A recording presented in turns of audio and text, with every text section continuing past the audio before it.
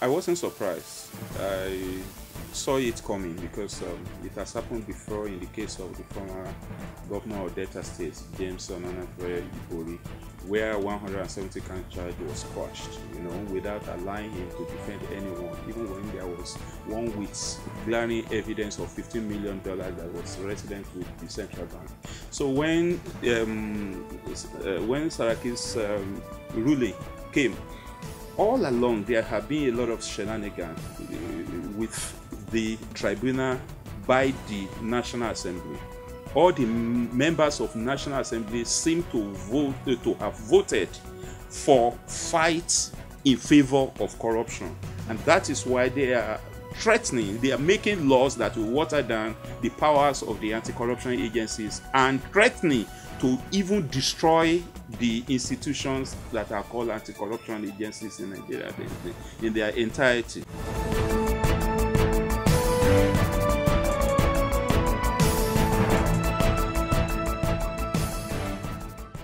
Look, I expected that kind of ruling because of the procedure, the way the proceedings happened at the tribunal.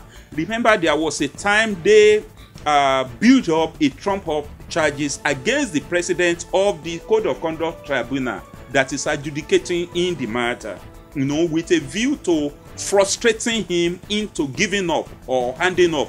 They actually asked him to withdraw from the case just because of maybe the tenacity, or because the law didn't allow the president of that tribunal to resign. Because if he resigned, it won't be easy to replace him, and the tribunal must hold.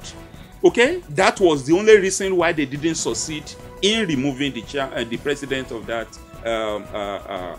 tribunal. So basically, we knew that eventually the tribunal chairman will cave in to the pressure mounted on him. It wasn't true that the government side, the prosecutors don't have enough evidence to nail the Senate president. It wasn't true. A case of false declaration of assets, that is clear. A case of assessing, taking salaries from the Senate even after the pension and gratuity is being paid by the Kwara State government as a former governor, as his benefit for being a former governor of Kwara State. All of these things are there. That he had accounts, he operated accounts overseas while he was governor of Kwara State. All of these things are not in doubt because the accounts were known, the numbers were known, the banks he operated with were known. You should know that this man called Bukola Saraki has always been in one scandal, being involved in one scandal or the other. They investigated it, and the EFCC withdrew the license of, the operating license of Society Generale Bank because of financial scam that they were found to be involved in. That is, they helped those who were laundering money to launder their money. That is how the bank came under.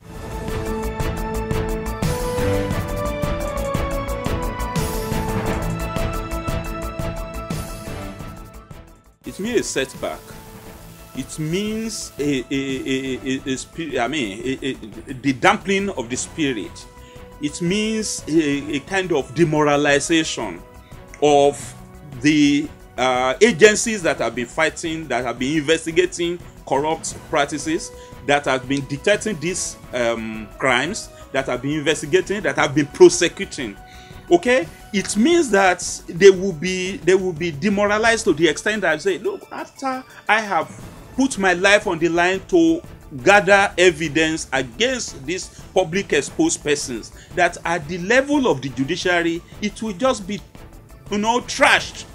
And that will mean a lot in setting the hand of the clock backward.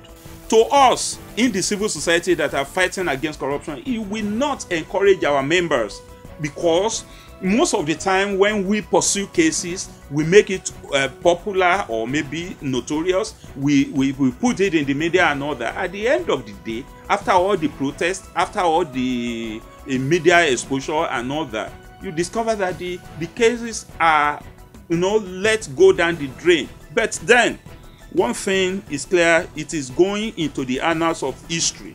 Okay, history is the best judge. It will vindicate the just and it will punish the offenders.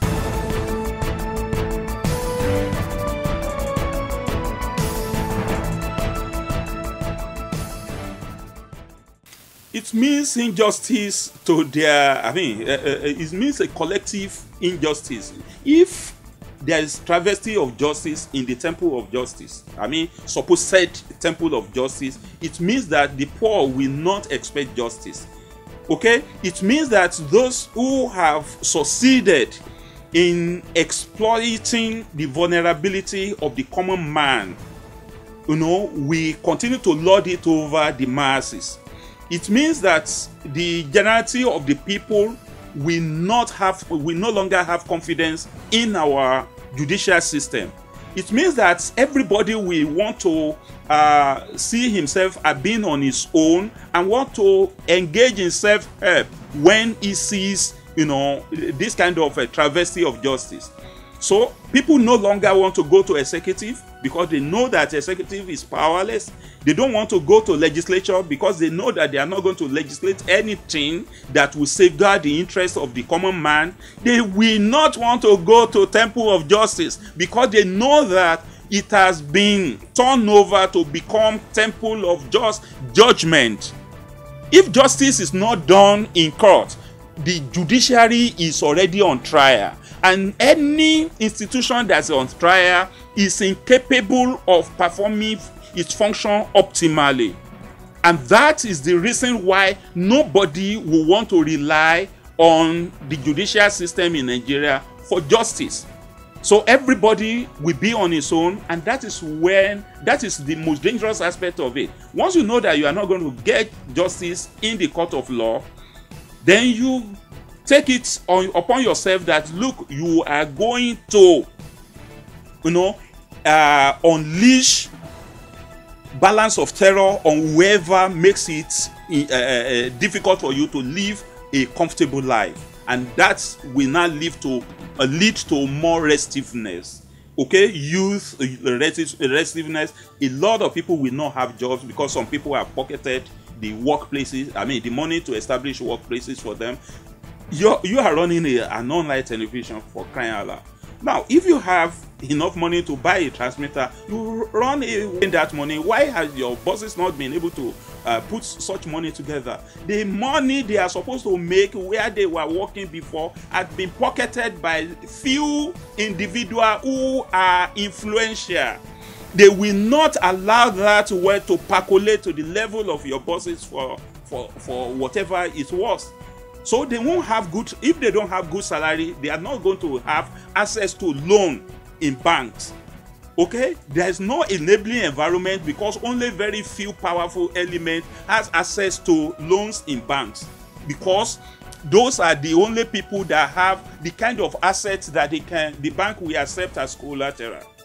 And if you don't have collateral, you don't have money. And a situation whereby people have to borrow at high, maybe double digit interest rate will not make a business survive. If you have to, because of the gestation period and all that, you will collapse midway.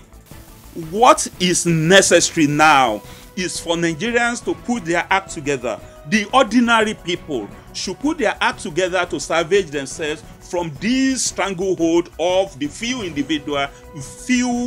influential and powerful individual that has held them hostage.